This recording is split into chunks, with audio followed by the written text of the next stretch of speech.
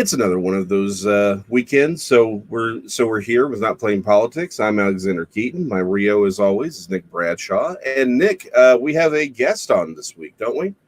We do. Actually, we've got her here in one of our remote studios. We are both in masks, socially distancing to the point that I'm virtually sitting in a closet. It's okay. He'll come out. Exactly. There we get right off the bat. Boom. Ladies and gentlemen, welcome to our newest co-host and friend of the show, Candy Culpepper. Candy, we're glad you're here. Hey guys, thanks for having me. So wonderful to have you on, Candy. I also am in a closet. I don't think I'll ever be allowed to leave. But that being said, exactly. So over the last 2 weeks since our last show, we've had both conventions for the Democrats and Republicans.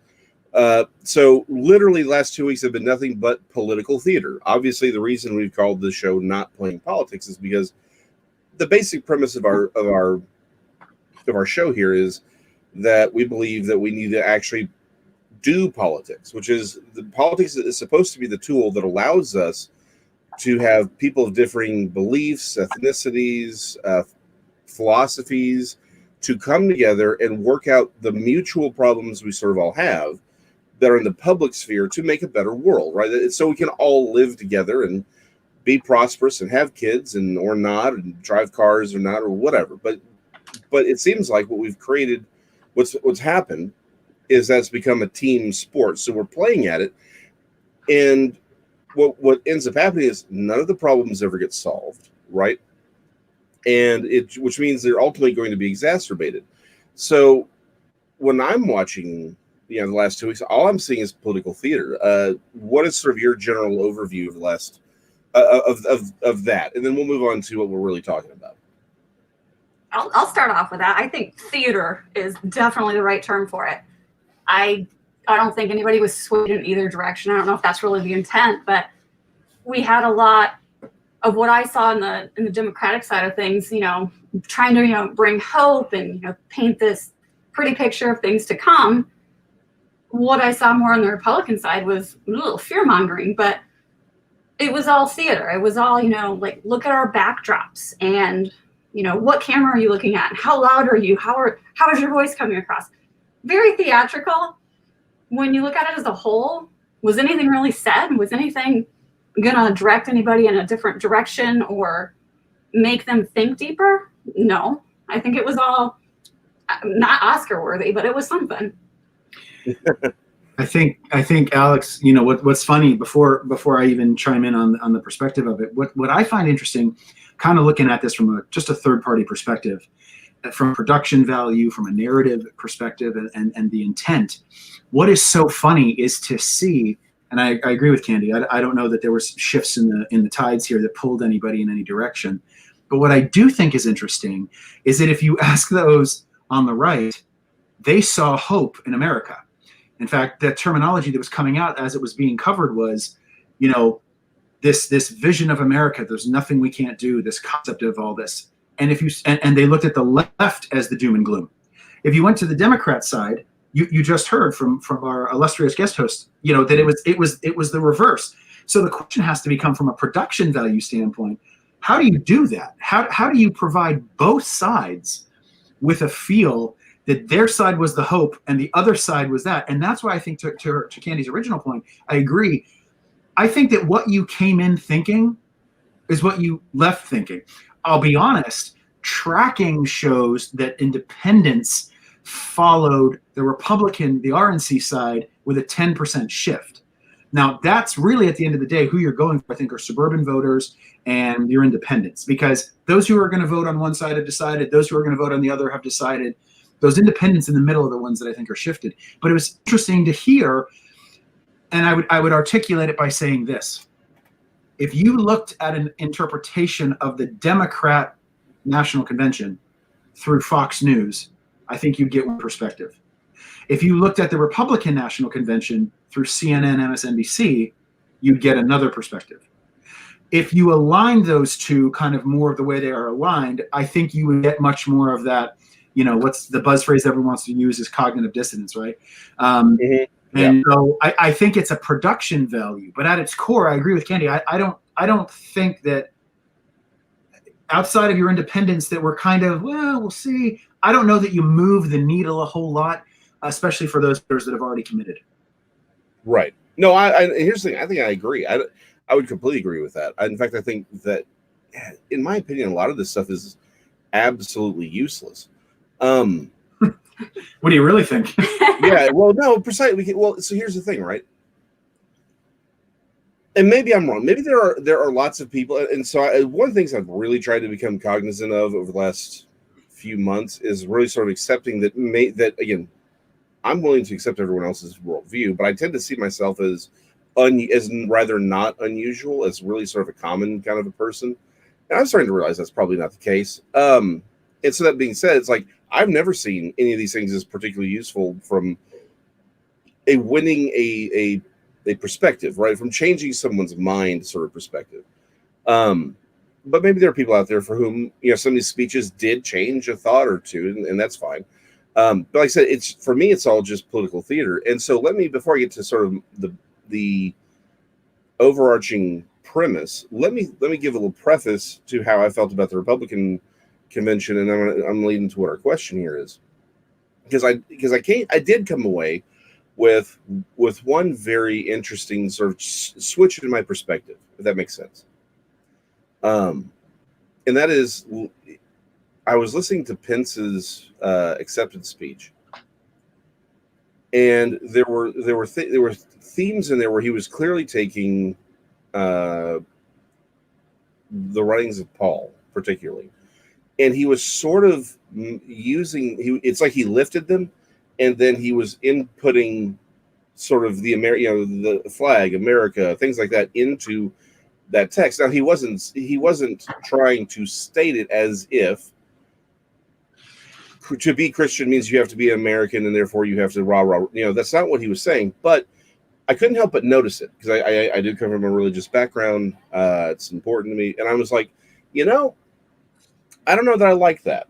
I don't know that, I believe that my religion should absolutely inform how I go about living my life politically as well as just in my personal life, right? It's like there are principles I need to stand for. There are things that I need to, that inform it, but I don't know that I want to, in an almost syncretic way, blend the two as if they are one and the same. I was listening to a friend of mine the other day, actually just this morning. I was listening to a story he was telling on another podcast. And he was talking about the time when he was out evangelizing at this, I guess these races, back when people could actually go into the outside world, and run. Yeah, I know. Back in the before times, and they would. And one guy actually said, he goes, "Oh yeah, I'm a Christian because I'm American." And he's like, "Wait, what?" And he kind of pressed on, and the guy was like, "Well, yeah, I'm American, so I'm a Christian. If I was born in Saudi Arabia, I'd be a Muslim." For him, they were the same thing, and I'm like, that's not.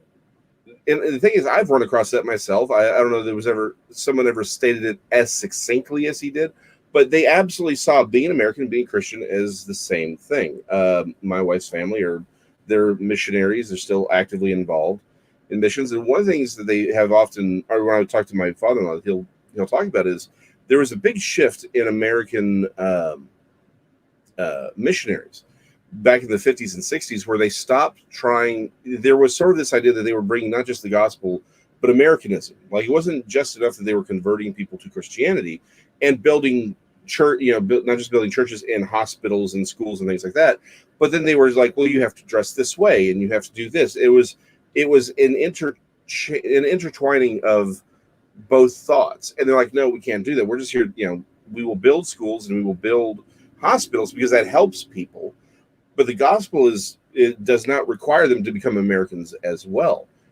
And so I very much walked away from the Republican Party, or the Republican, I just lost the word, their theater, thinking, I want to make certain that my lines are a little bit thicker drawn, right? I want to make certain that it's not that I don't want to bring my Christianity into my political thought, but I want to make certain that I'm not trying to blend the two, because they are two different things. The Republican Party is not the church. Now, that being said, it is a place where I can, as a Christian, come and say, I have an opinion. This is what my opinion should be. What is your opinion? It is heard. My voice can be heard within that party. We can come to an agreement or disagreement, but we can build a plan and then live and work towards a particular goal. But when I listened to the Democrat Party, and I kind of saw the things going on, sort of the things that were off the prime time. The thing that I walked away from, and it's sort of been the thought building the entire time, is the Democrat Party has not maybe ceased. I think that describing them as a political party, and let me be very specific here. A political party is anything that is any group of people that want to exhort and utilize political power, right? That's the technical definition. I know I'm rambling. This is taking forever. I apologize, Candy. I'll let you go as long as you want. You're good. But ironically, the election's already over. Yeah, the election's already over. Corona's gone. Yeah. Sorry. So technically it's a political party, of course. But what I mean is, like, the Republican Party was formed in the 1800s to oppose slavery. These were people, they had ideas like, this is our goal. Let's go achieve this goal. If you're a populist, the idea is that there isn't one specific goal, but stating, hey, everyone's got these problems. Let's figure out what each individual issue is, or what issue the group is having, then we'll all come and we'll figure out how to fix it, and we will use our political power to fix that thing. But it's a group of people who are coming together with different ideas, different beliefs, different ethnicities to work out a problem politically. But I look at the Democrat Party, and what I see is an ideology. I don't see people of differing opinions, and if there is an opinion that emerges that seems to be counter from the mainstream, it is immediately shouted down, and they are brought into compliance. Like, there's an orthodoxy that must be adhered to at all times. There are people you cannot comment on. You can't. It very much has the feel of a religious viewpoint, like it's a secular religion almost. There are priests that can tell you what you can and cannot say. There are things you have to perform, ablutions to ameliorate yourself of your sinful ways, and they even use the terms like the original sin when they talk about sort of how the American system is formed. So my question here is, can we genuinely regard the Democrat Party's evolution as the continuance of a political party, or is it the development of an ideology? And if so, how does that affect our nation moving forward? And perhaps how should we even deal with it? A lot to unpack. Yeah. Like I said, this is not an easy thing, and I apologize. I'm gonna run over to Georgetown University, get a PhD in political science, and I'm gonna be right back. Ladies and gentlemen, thank you for listening. Oh, go ahead, Candy, please. No, so I guess a couple questions that come along with that, and I don't hate the term that you say that it's an ideology, and here's some of my thinking of why. So one of the bigger issues that we've all had these conversations about is that we're failing as a two-party system, right? Like, correct. It's this or this. Which one's less evil? And I think, gosh, this election, that's where people are right now. Which is the creepier or the less creepy old white dude? It's I hate to say. So if you're seeing the democratic political system as becoming more of an ideology, maybe a little bit more open, does that in some way then move us towards maybe it even splits and becomes, different ideologies, different parties, different factions, which moves us more into a 3 or even 4-party system? I mean, we look now at Republicans, Democrats, and independents, which are really just vote stealers, right? Like, nobody takes them seriously. So do we potentially have opportunity from this? If we're kind of right now not that well organized, so to speak, but we can get a little bit more organized. And yeah, I hear what you're saying on certain things, because there's some, what we would call, far left reaching ideas that blow my mind. Like, I can't even necessarily have conversations about certain things because, yes, I would get shut down. I'm too middle of the road on the, Democratic Party, and almost too towards libertarian, that some people just scoff at me, like, oh, you're not a true Democrat, or you don't feel strongly enough certain ways. So can we look at this as an opportunity maybe, versus democratically falling apart? No, I think that's a great. So I completely agree with you on that. In fact, I think that's like the Libertarian Party. I think has really lost its. It's losing a really big opportunity here to say, hey guys, there's a third way here, and I think the problem is, or not the problem, but I think the reason is, in many ways, the libertarian wing of was always sort of a natural home within it was sort of the extreme. It was seen as always the extreme wing. Extreme wing. Wow, I can't even talk about it. Say that 3 times. Exactly. It was the extreme wing of the Republican Party, right? Because it's sort of we want as little government as possible. So it's sort of that extreme end of what you could consider the Republican Party.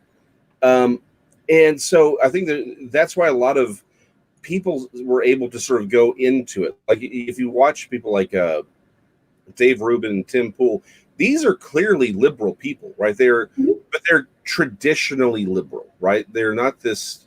They have these are people who were liberal, but they weren't they weren't liberal in a leftist sense. I think that's sort of a big division. And because the Libertarian Party always sort of, or the Libertarians have always sort of had a home within the Republican Party, even if they've tried to create their own party. The problem is, I think they just haven't had that one person who can kind of coalesce their ideology and say, "Hey guys, let's really reframe this and not make it about weed, right? Let's make it about something else." And so, in that vein, that's why I think a lot of people were able to go there. To your point, I agree. I think we should have 4 or 5 different parties so that there is idea. If I could wave my hands and magically let something happen, I'd get rid of all the parties. I think we need to stop calling them parties because they are no fun. Precisely. These are not fun things. I would like to get rid of it because it breeds sectarianism. It's like we should be listening to the ideas of a person and saying, okay, well, what's the practical application? How do we do this? Because the thing is, I think if the thing that I want is let's use the liberal and conservative outside of the idea of political parties. Mm-hmm.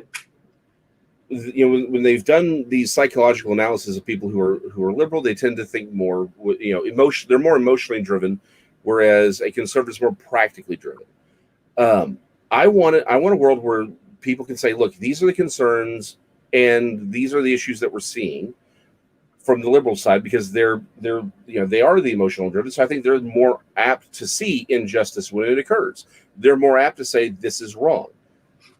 And then have the conservatives look at it and say, okay, you know what? Well, let's figure out a way to solve this problem. I'm going to take your suggestion that this is a problem seriously. Let's work out a practical solution that everyone can live with.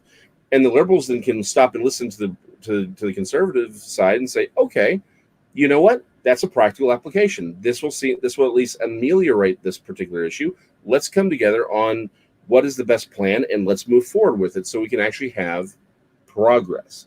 That's the world I want to live in. So I would like for there to be no parties. But if we must, then I think if we're going to have parties, and let's come up with some other term for it. So today we need to come up with a new term for political parties. Something that's not fun. Root canals. Political root canals. So if we must have root canals, let's have 5 or 6 of them, right? So people actually have to tell you what their ideas are, not just whether they have an R or D. Okay. That's my thought. So I'm going to jump in for a second.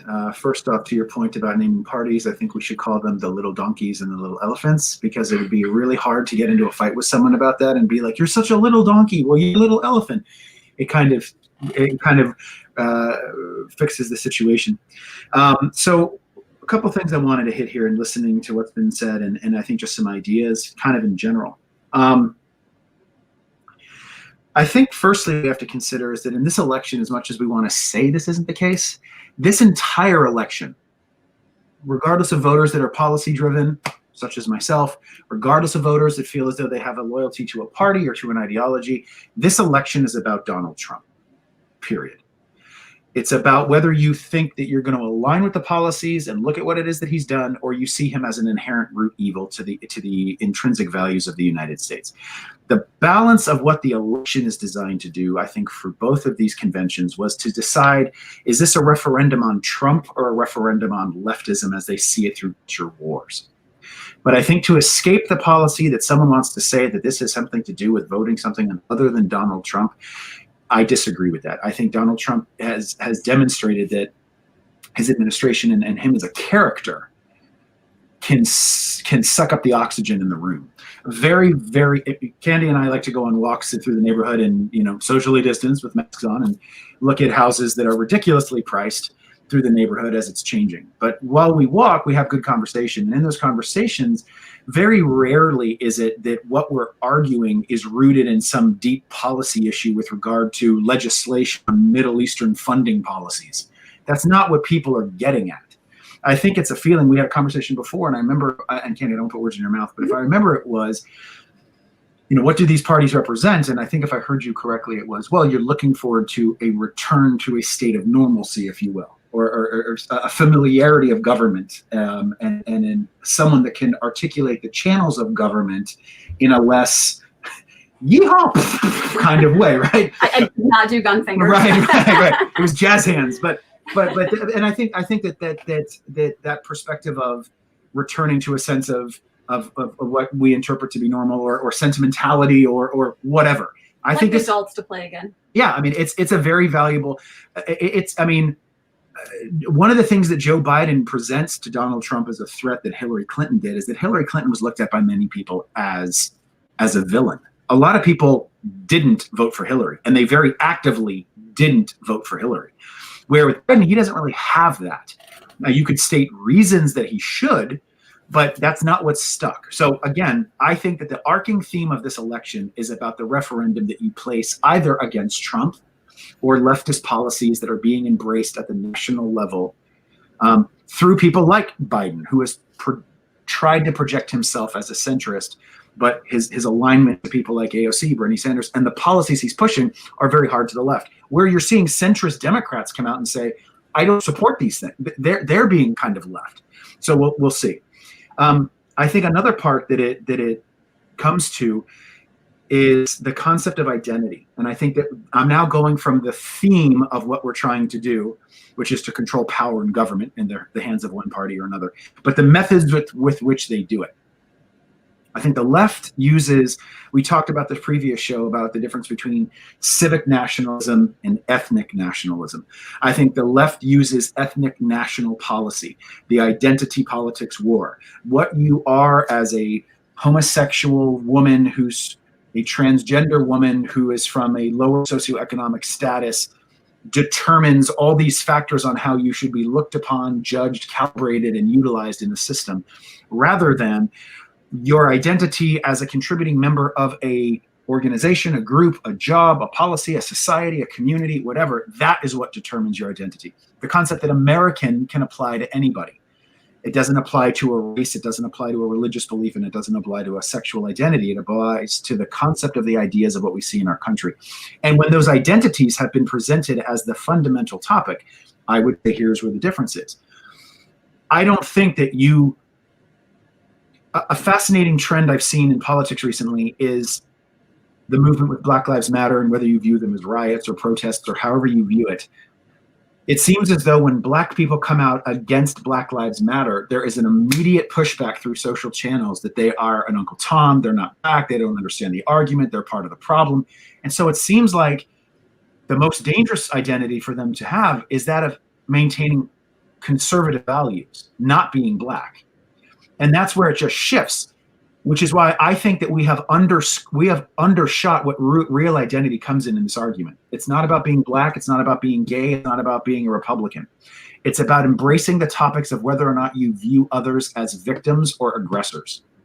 And if you do that, it aligns you a little more simply. And I think the parties have found a way that they want to embrace those perspectives. How do we view being an aggressor? How do we view being a victim? And that is how we look at it. Lastly, I want to bring up two points here. And that is, it's hard when you we all see ourselves in the center. I don't think we wake up and I'm like, I'm such a leftist. Like, I don't think anyone, I think that we see ourselves relative to where we are. What I would say is, when we do that, though, we have to make sure that we're remaining true to what it is that we believe and understanding why we believe it. And many times we quote things that don't exist. And the two big ones that I'm always thinking of is you hear how many people use the Establishment Clause or the separation of church and state with some kind of made up interpretation as to what that really means. And they don't address it what it is really designed for. To your point, Alex, about being in a state where religious identities and government identities are overlapping and they don't need to. I understand your point.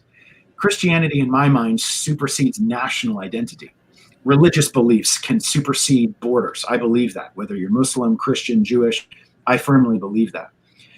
But I do believe that there are differences that allow us to exercise those beliefs. I do believe that if you look from the left, there is much more of a reduction in the presence of the concept of religion.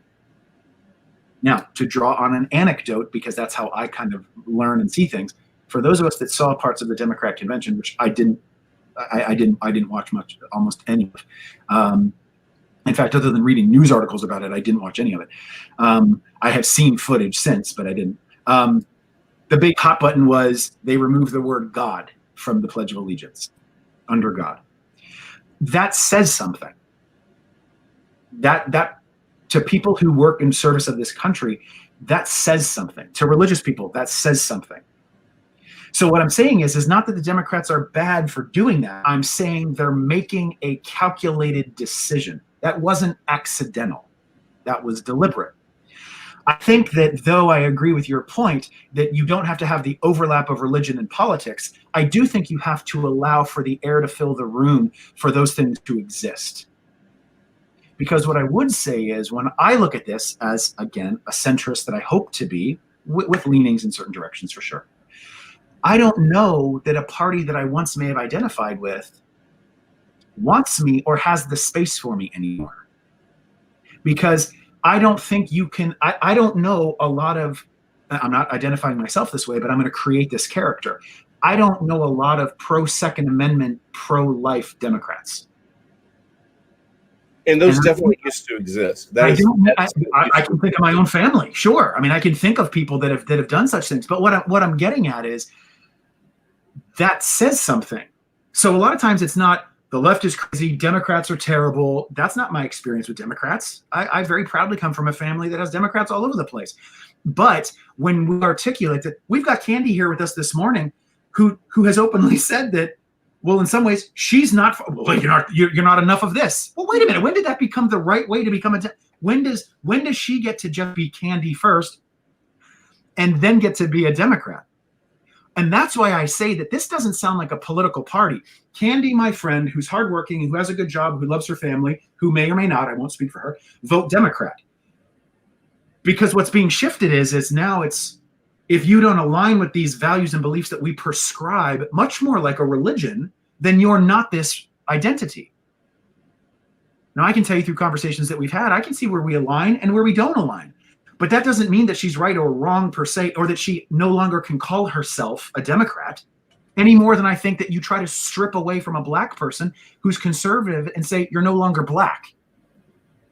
I think that's an extremely dangerous path to follow. I appreciate you guys giving me the time to express that, because I've been trying to think about it for a while.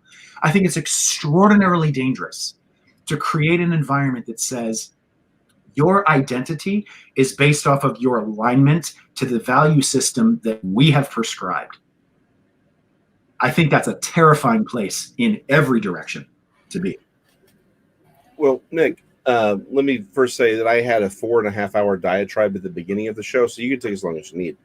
We're good. I appreciate it. Are we still on air? Exactly. Yeah. We filled up the whole internet. Yeah, the entire internet is now full.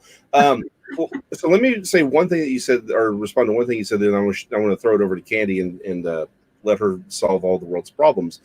In that, done. Again, what I was talking about is, I'm talking again. It goes back to the idea of identity, right? When I'm saying I don't necessarily feel comfortable with the way Pence's speechwriter was utilizing sections of Scripture and then sort of replacing God with the nation, is because of what you're saying, right? It's about identity. I want the identity of being a Christian and then the identity of being an American as separate, because that's important. I can be an American and I can go and caucus with Republicans because and bring my Christianity into it. I want to be able to do that, but I want to make certain that my Christianity is not polluted by the party, because I think this is fundamentally going back to how we got into the situation in the first place, right? How do we get to a world where instead of actually everyone just rationally coming together and saying, okay, well, how do we solve problems and use the political system to do it? How did we allow our entire society to become one giant game, never-ending red and blue football game, and get nothing done while people become multi-millionaires off of our tax dollars? Like, how did that happen? I think it happened because of identity politics. I think it goes a lot further back. I just think it's become more well-defined these days. But the blending of Christian into Republican, and then Christian to American, then American, and then Christian into the Republican Party, I think is just as dangerous, because it means now I'm fighting for the Republican Party. I'm not necessarily saying, okay, well, hold on, how would God review this? Like, how does my Christianity line up with what policies are coming up? And that sort of ties into what you're saying, right? When your identity is controlled or can be is inseparable from this quote unquote political party or root canal, then you're not really. The problem is, once your identity is tied into it, you can't think rationally about it. In fact, it has a power over you. It's, well, you're not really this. You're not a good Christian because you're not voting Republican. You're not really black because you're not voting Democrat. And so I want to be very clear. I think that particular problem is the fundamental foundation for how our nation got to where it is. It's expressed in both sides. Now, that being said, I do think the Democrat Party has taken that idea and taken that and just they've cranked it up to 11, not even, forget 11. They may have cranked it up to 15, really, at this point. So let me throw this over to Candy here. How then is there a way to move forward here? How do we solve this issue of identity politics? Because again, so actually, let me ask this first. Would you agree with the premise that maybe that one of the problems that we're having is that the Democrat Party has become more of an ideology than even a political party where people of differing thoughts and ideas can come together? My wife loves watching The West Wing. It's very comforting. I love the show. It's brilliant. We just watched the episode where Bradley Whitford is dealing with the fact that he got shot with the psychiatrist he's talking to. Brilliant. But the other thing is, if you watch that show, which is only 20 years old at this point, because we're all getting old, I don't know that President Bartlet isn't called alt-right today. Like, if Jed Bartlet was a real person and came out expressing the ideas that he expressed in that show, I don't know that the Democrat Party would accept him. I think they look at him and call him alt-right. From everything you just said, what we heard was, we're all old. Yep, just like, that was the point that I just shook my head at, rolled the eyes, and you lost me there. Totally.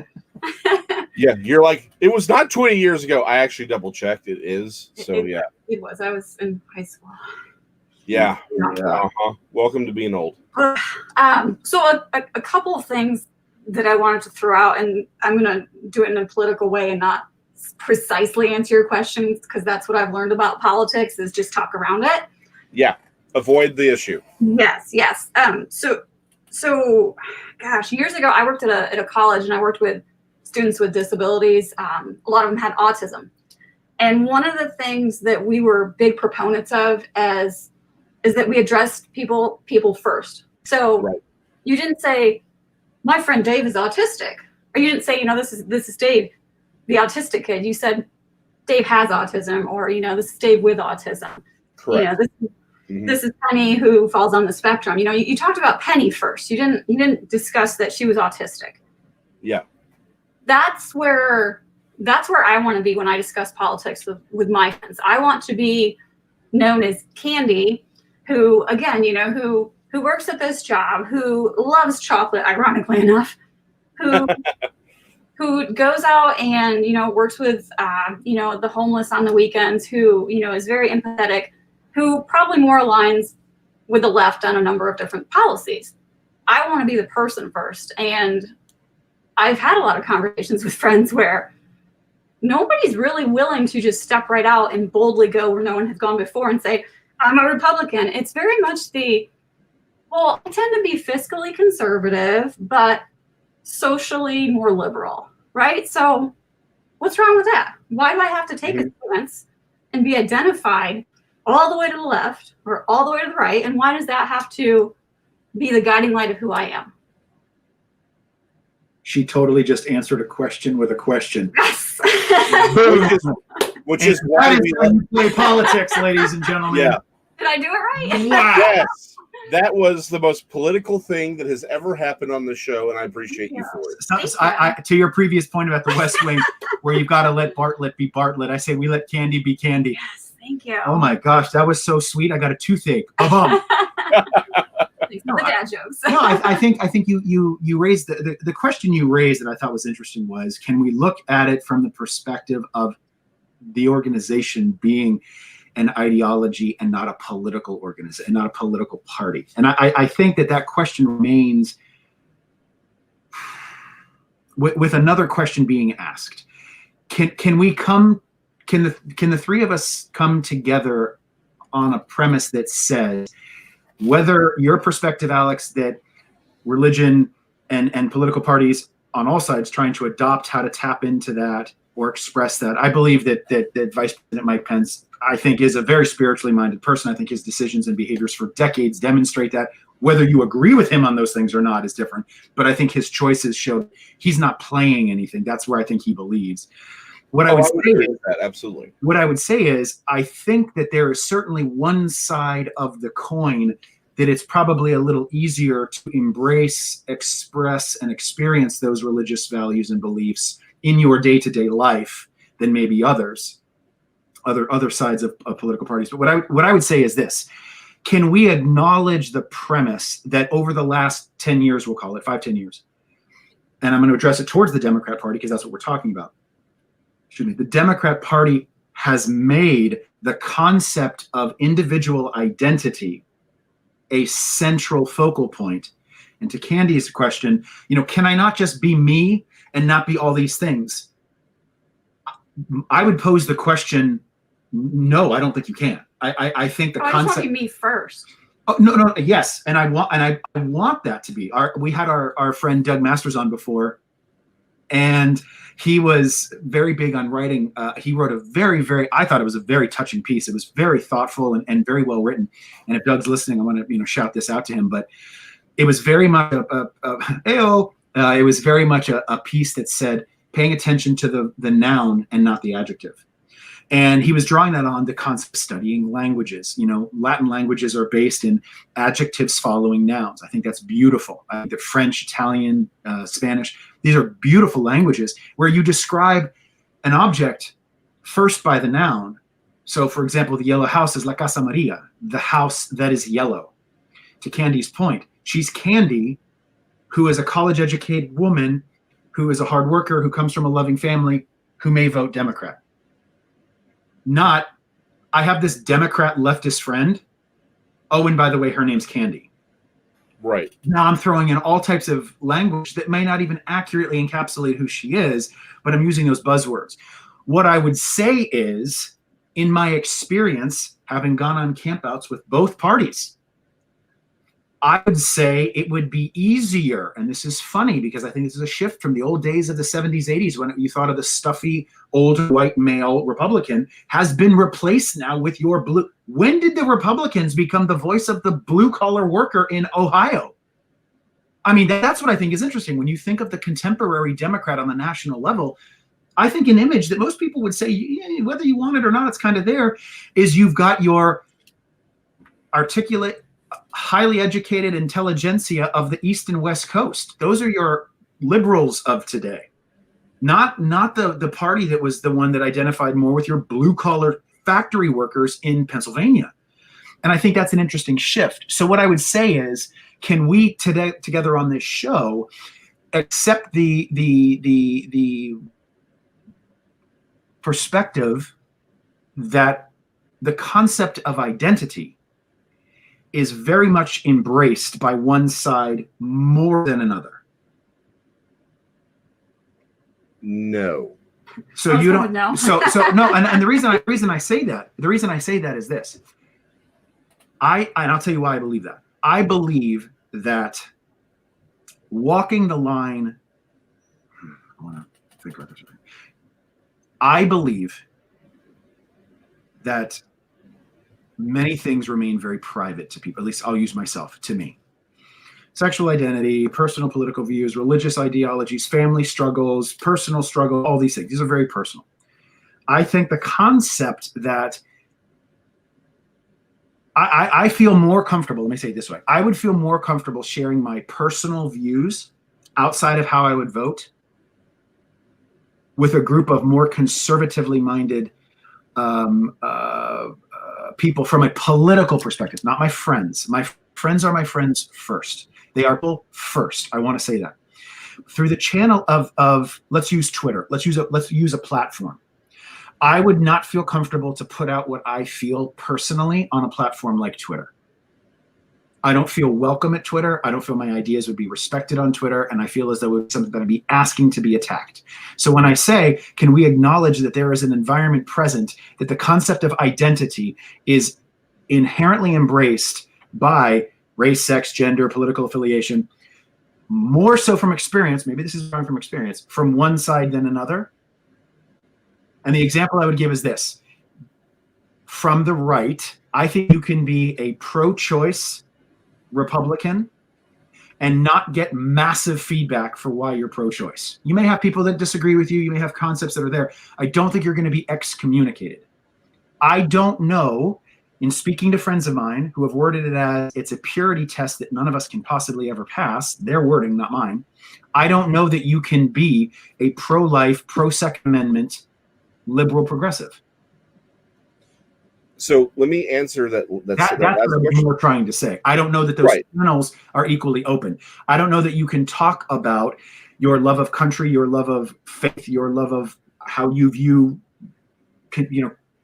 marriage or what, necessarily being as easily accepted, because I do believe one side holds these beliefs to be more encapsulating of who you are. To Candy's point, for people to say, you're too much of a libertarian, you're not really a classical Democrat, you're not really doing this.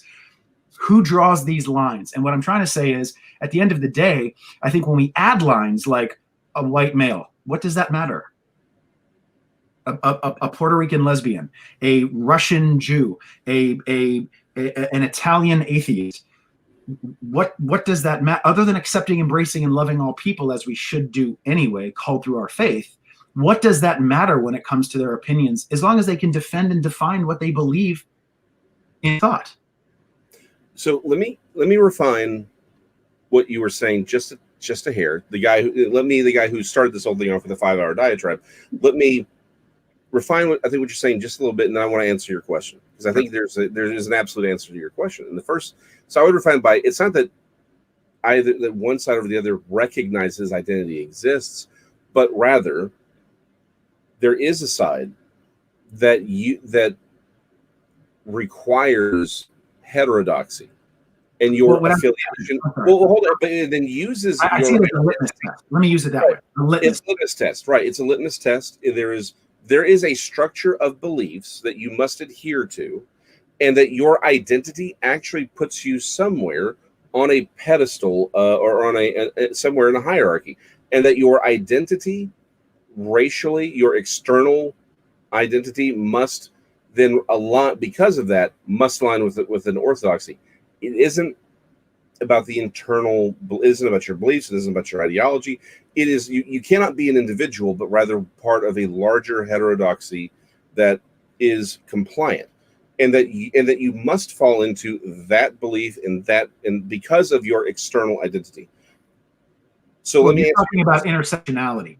I mean, the Correct. concept of where I want to be careful, because I'm actually going to rectify a little bit about how I said it. I think we have to be careful before. I don't want to label anybody. I'm a kid of the 90s. I don't like labeling anything. I want to be careful that it's, white people are like this, black people are like this, tall people are like this. What I would say is the 90s were like this. I think that the left has done a much. I actually don't even mean this ironically, though I disagree with it. I don't mean it. I don't mean it flippantly. I think the left has done a better job of isolating and expressing that the concept of race, the concept of sexual identity, the concept of identity politics, the concept of intersectionality itself is to be recognized. Where for me, what I'm articulating is, and I don't believe I said it very clearly or well before, is to say this. Where I want to see that diversity, where I want to see that variation, where I want to see those ideals is not in skin color, which is something we don't have control over. Where I want it to see it in is a form of intellectual engagement. I want to see a diversity of thought. I want to see a diversity of perspective. I want to see a diversity of ideas. You combat bad speech with better speech. You combat bad ideas with better ideas. That's what I want. And what I feel is that we're undermining that argument by saying an advocate for someone's rights. Let's say that you are advocating on behalf of a women's shelter to receive funding, but you're a man. Does that not make your voice just as contributory to the environment, contributing to the welfare? No, you're not a woman, and that's clearly a situation that you have no control over.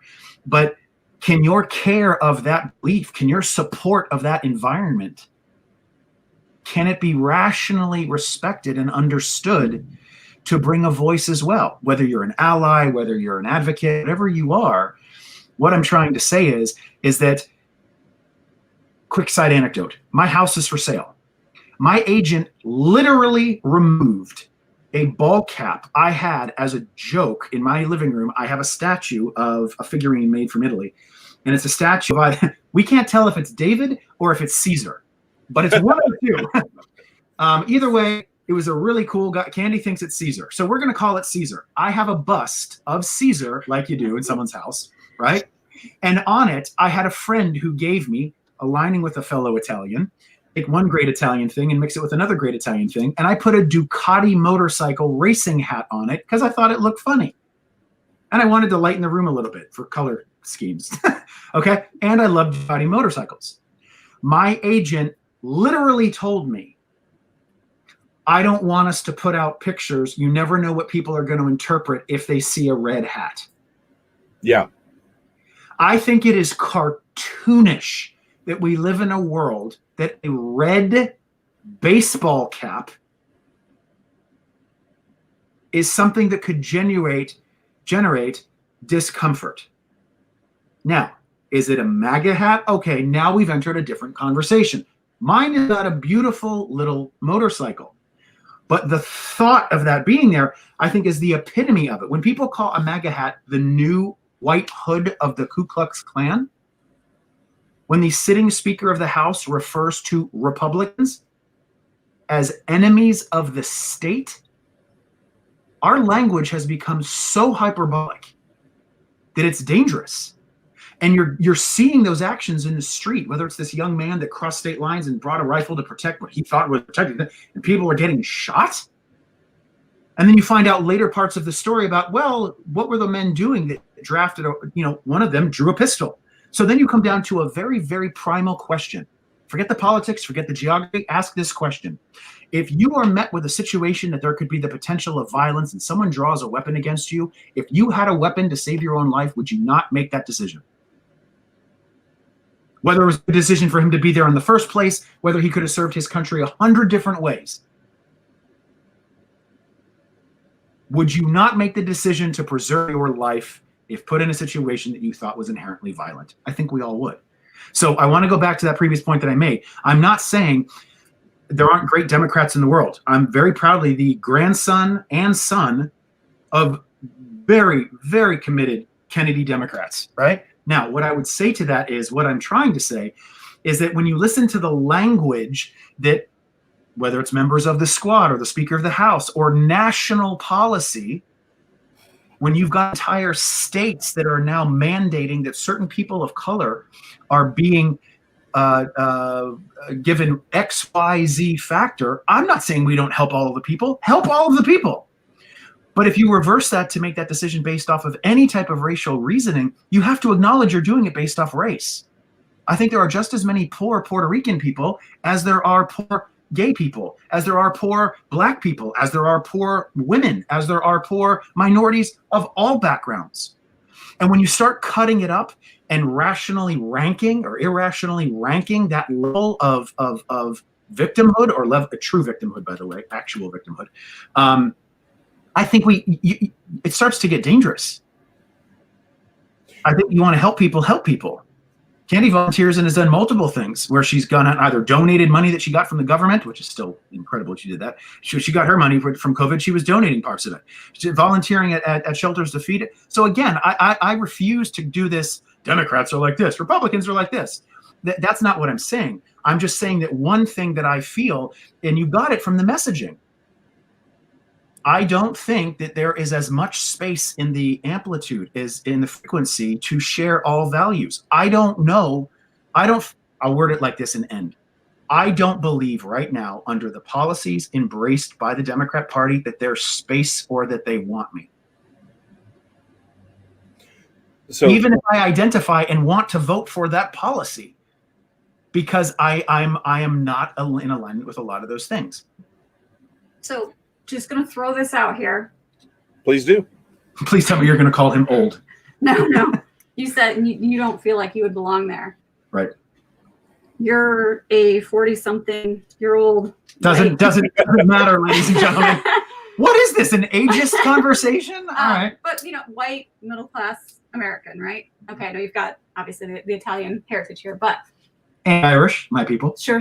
There you go. So imagine, though, what an African-American, what a black person might feel as well, and have felt all their life, whether at school, whether at work, whether looking in the rear view and seeing a cop is following them. Mm-hmm. Do you get that now? Like the feeling you're saying, like, this party would not encompass me, would not welcome me. Like, that's probably what they've felt their whole lives in every setting. So I just wanted to bring that up. I know that's not what we're getting at. No, but it's very valid. It's very valid because it brings up a certain point. I would absolutely support that, except for one hang-up. What's that? Can we come together in this conversation? Hopefully this will go differently. Can you tell me that you have also acknowledged through the news media when you see people come out in support of policies that aren't projected for them to be there? Meaning that when you see black conservatives or people come out and stand up for, we use the Trump administration, that they are immediately either told that they're not black, they're an Uncle Tom. So what that tells me is this has nothing to do with the racial perspective. I want to put that in context, with regard to how the conventions and how the politics is being played. Do I think that there are minorities that feel fear with regard to police? I think absolutely. But I think we'll say for the next show, well, this is a very important topic and we can't rush through it in 8 minutes. But what I would say is we have to be mindful that the concept of systemic and institutional racism, and we need to address those. And that's an entire show into itself. I think we have to be careful. Coming from a family where my own family was told things like, your name, you can't go down certain streets in Pittsburgh, in the north, because your name ends in a vowel. Where my grandmother saw signs that said dogs and Irish need not apply. Let me make this abundantly clear. Racism is almost self-imposed stupidity. Stupidity comes in all colors. The concern that I have is that if we reduce any type of argument to a simple focal point, well, she's a woman, it's the most I've known Candy now for 8 months. And all right, through the COVID. There we go. That's it. I met her, and there's a global pandemic. I'm not saying she caused it, but I'm saying the two things are related. You can't prove she didn't. But what I'm saying is that in that time, I've learned a myriad things about her. Loving background for her family, job that she's pursued, places she's lived, friends she's had, the fact that she enjoys fine dining cuisine at local Austin restaurants that we both share for $2.99 a burger. What I'm getting at is the kaleidoscopic lens to look through understanding who Candy is as a person, and then reduce it to a white female voter, gets rid of, to me, the most important part of all of us, which is where my faith is going to kick in, and that is the beauty and the illuminescence of someone's soul. And when I said before that I feel more comfortable, I don't mean around my friends. I mean through the lens of the media as it is being projected through playing politics through these lenses. And I don't feel as comfortable to express maybe what I feel through channel A as I do channel B. And I'm not saying that one is better or worse. I'm saying that's problematic. We shouldn't control those language. We shouldn't control those spheres. You should be able to do what you want to do in this country, provided you are not violating the rights and the freedoms of others. And that the way that we have this conversation grow, and you learn the 98% other part of people in your life, is by having those conversations and not reducing it to, oh, they're a Republican, they're a Democrat. Guess what? I am going to be an old, hopefully if I can live long enough, that's up to the Lord, I'm going to be an old white guy someday. I don't want that to be demonized. So what does that mean? All I have to look forward to? Hold on. To be, it is. Yeah, no, but I'm saying, like, so you're saying my only option is that I end up being the bad guy? That's my option? You know, I mean, what I want to get at is, it reminds me of the quick Eddie Izzard skit when he goes, you know, you're flying and your options on board are cake or death, and they've run out of cake. Yeah. So my option is or death. So yep. what I'm getting at is, and I think I'm going to piggyback on what Candy's saying, is that we are in a position that we need to consider what these real life events that are going on. And we'll talk about this on a subsequent show. I'd love to have her back. What I'm saying is that when we blind it with one value, and that one value system says everything, oh, they're a Democrat. Oh, they're a leftist. Oh, they're a Republican. Oh, they're a conservative. You've just completely undermined everything about what's valuable about that person. Because what we're doing is we're now giving more value to that one word and saying that one word encapsulates everything, which goes back to our opening. I'm going to kick it back to you, Alex. It goes back to our opening. Are those marching orders? Has the Democrat Party put out marching orders? You will believe these things. If you're not in alignment with these things, and again, I go back to my very socially progressive and liberally minded friend who has said to me, the challenge that he has faced in his own party is that it is a constantly evolving morality test that no one can pass. So before I want to let Candy have the last word as our illustrious guest. Nice. Don't call her old. Well, I would never call her old. Like both of you did for me. Thanks. Yeah. Well, it's not my fault. It's not my fault. You don't know how to work the VCR. Anyway. Yes, I do. You cut a piece of black tape. Back to your closet. You put it over the clock when it just shines 12 o'clock flash, and you cut black tape and put it over it. You block it. You fix it. Yeah. Well, let's wrap this up real quick so you can go get your blue plate special over at Denny's. But since bedtime is 4 o'clock. So long story short, my apologies to our older listeners. Yeah, exactly. Right. Anyway, so yeah. Well, we're done. No.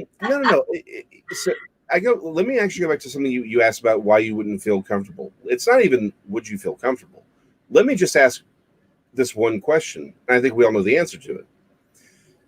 If you go into Twitter and say anything that is not part of this new morality test that the Democrat Party has embraced, that the Democrat root canal has replaced. And let's articulate one thing here, and I'm going to hop in, I'm sorry, but I want to make sure we're not painting with too broad a stroke. I would say the leftist activist side of the party. I don't believe every Democrat believes that, but that's why I'm saying that. But I do believe that many of these ideologies are being, there's a clear line in the sand, and many of the ideologies are being more embraced by the than one side than the other. That's what I would say. Well, that's why I wanted to be very clear with the fact that it's the root canal aspect of them talking about. This is the structural aspect of it, rather than the individual Democrat. Because there are plenty of individual Democrats who do not agree with this. And sort of to wrap up, that was actually one of the funny things I was listening to the other day was when they were doing the on C-SPAN, right? you have the three different call lines, like the Republican, the Democrat, and the Independent. Well, the thing is, they would go for the during the Republican convention, they would go to the Democrat line. It's a Democrat saying, "I'm going to vote for Trump," and it kept happening so often that that on the last night they actually switched from Trump voter, not a Trump voter. Oh no, Trump voter, Biden voter, not or undecided. Now, I don't know necessarily because I didn't necessarily watch C-SPAN during the Democrat convention. I wasn't certain if they did maybe the same thing or if it was in response to that. But so my broader point is I do think that there's a lot of individual Democrats, people like yourself who grew up Democrats. I would say they're even probably more progressive than, say, a Kennedy Democrat, right? Who are very turned off by what they're seeing by the acceptance of this very radical ideology and by the structural Democrat root canal. Because I like the fact that we're not going to call them parties anymore; they're officially root canals. #root canal. That being said, let me just answer your question, right? About it's like it's not the reason you don't feel comfortable is because we know what will happen when you do say something that would be found against this new radical heterodoxy. If you just say it on Twitter, you will be attacked vitriolically. If you are in certain areas and you wear a red hat, it is again there are cases of people wearing red hats that are parodies. They're just a red hat, and they are assaulted. I know people personally. There's a young woman who's an acquaintance of mine, and she lives in Chicago. She is a black woman. She had just gotten done serving at a homeless shelter, and she decided to wear her Make America, her MAGA hat to her car. Two men accosted her for it, and of course they were using all of the usual epithets that one utilizes towards individuals of color who break this who decide to have their own thoughts, and they put her in the hospital. The simple fact of the matter is, it isn't a question of, well, it's not theoretically, it's not this, it is an absolute truth. If you hold any viewpoint that is not in 100% alignment, you absolutely risk verbal, written, and physical abuse and assault for having an opinion that is not in perfect alignment with as your liberal friend said, this ever evolving moral test. And because you're given one chance to align with it, if you don't, then you are accosted, like the young lady who refused to raise her hand or to raise her fist as she was commanded to by people from the Black Lives Matter group that just walked into this restaurant. The simple fact of the matter is, it's not that it's theoretically dangerous, this ideology that you've described, right? It's not that it's potentially dangerous or theoretically dangerous, is that it is dangerous, because we are literally watching the outgrowth of this overly hyperbolic, vitriolic language that's meant to say you are either them or you're either with us or you're the other. And if you're the other, then you must be destroyed because you are intrinsically evil. It's not that we disagree. It's not that we have different viewpoints. It's that you are intrinsically evil for not aligning with this belief system, this ideological system that has absolutely been embraced by the power structure of the Democrat root canal. Candy. Oh, sorry. Go, please. So let's let Candy wrap this up for us. So I learned at a very young age, as I was home and my aunt and uncle came over, and two topics came up with my parents: religion and politics.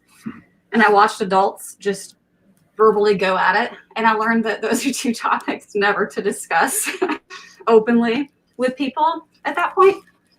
So I guess my takeaway is, boy, did you come to the right website. Yeah.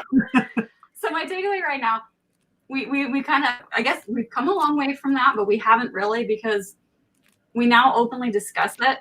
And because of what we've seen both, in the media and what we're able to do on social media, at least on social media, you can pretty much discuss it and you can say the most ugly, hateful, awful things, and there's no repercussions. Well, unfortunately, now you're seeing in real life, you're seeing some of those repercussions because people have gotten so angry, both from, what they've seen and heard in social media, what they've seen and heard on the news. Now you add this pandemic where people are strapped, they're strapped in their chair at home for, a long amount of time, and they're angry, and now they're going out in public and they're doing something about it. I see it on both sides, though. I mean, it's really easy to point a finger and say, I saw this, example of this woman who did not pump her fist and, something happened to her. I come from a very rural area that is 98% probably pro-Trump. I jokingly was going to get my dad a face mask that said STD, which is Stop the Don. And I thought about that, and I thought about where he lives, and I don't want my, 73-year-old father being attacked for what he and I would see as funny, because he runs that risk if he were to wear that out. For one, most of the people in my hometown don't wear masks because it's not a real thing. But that's a risk. Is it worth it?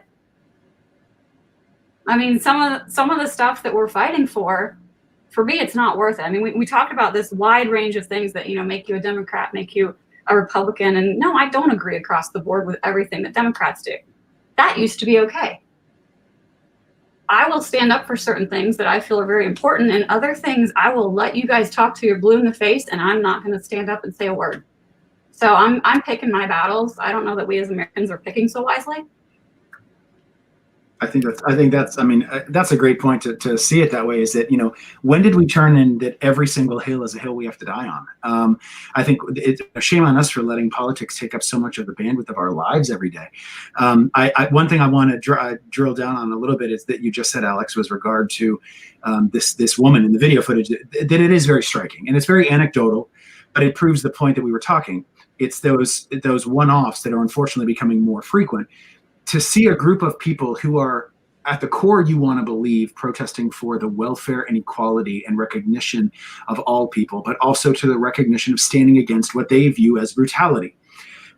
But the way that they wanted to do that was by oppressing what appeared to be a woman of color, who actually happens to be a BLM supporter, simply because she wanted to demonstrate her own autonomy and not raise their hand.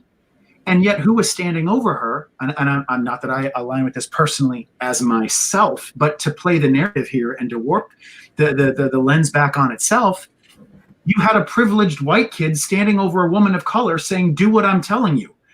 And he was doing it from a perspective of being a member tied to an organization that fundamentally stands against that. So the credibility of what he does is virtually zero. The danger that he rises by raising the temperature of standing against this poor woman in this situation, who happens to align with them ideologically. It's the old saying, it's that, it's something that eats itself. So I want to make sure that I make the point earlier.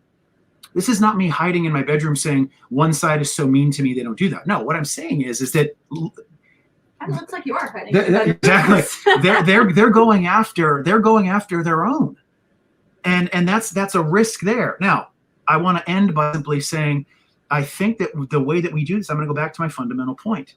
I think that bad speech is combat with better speech. Bad ideas are combat with better ideas. I think having open lines of dialogue is there. I want to be very careful.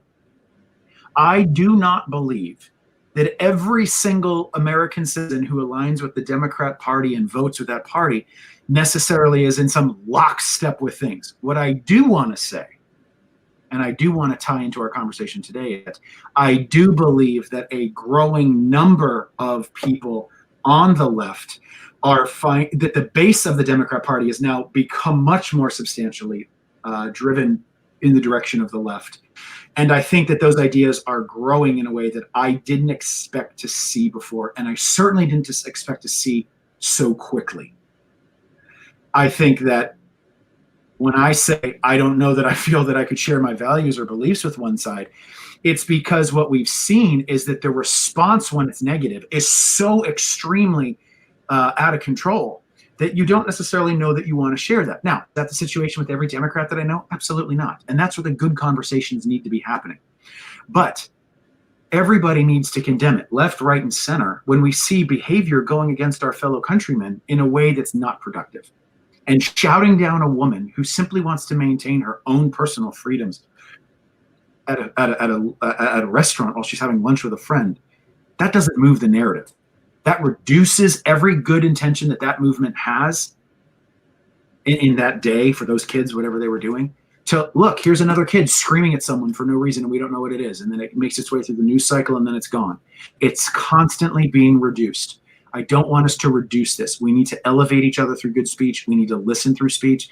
Our identities are important and they're valuable things. They are gifts given to us and they need to be celebrated.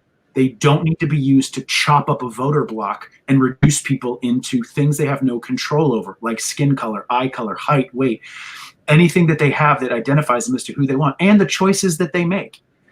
We need to articulate those ideas more clearly through language, and we do that through compassion. And I feel like that's why we want this show to be what it is. And having Candy on to share her ideas, to have the, I hate to say it, but it's the truth in the age that we're in, to have the courage to express viewpoints that may be popular or not popular, or acknowledge where they're coming from, is something that I think is of value. So I'm grateful that she was here today. And to all of our listeners, all 9 of you, this is something we want to continue on this show, is bringing about what should not be a revolution, should be the simplest idea, which is listening, communicating, and trying to think of a solution that affects all of us positively, not those based with political colors and letters after our name. I really appreciate how you let Candy have the last word on that. Yeah, I did. I apologize. I just Steve rolled. I really thought she generated a good thought there, and I didn't want to lose that. Can I leave you with an old? I think it might be an Irish proverb. Probably not proverb, but it's an Irish thing that we would do before we do a shot together. Okay. Well, shot of coffee. A shot of juice. Yeah, there we go. A little gin and juice. And that is, I hope you all live as long as you want and never want as long as you live. Boom. No, and I think that's a great way to end this particular episode. And we'll be back in 2 weeks. Candy, thank you for putting up with this insanity. And we definitely want to have you back on. And to the rest of our 2 viewers, thank you for coming and putting up with this insanity even more. And of course, for putting up with Nick not letting Candy have the last word originally. So now we shall let you all go back to the rest of your lovely day, and Nick to go get the Blue Plate special over at Denny's. And y'all and we'll see y'all in another 2 weeks when we will talk about something equally interesting. Be safe, everybody. Cheers.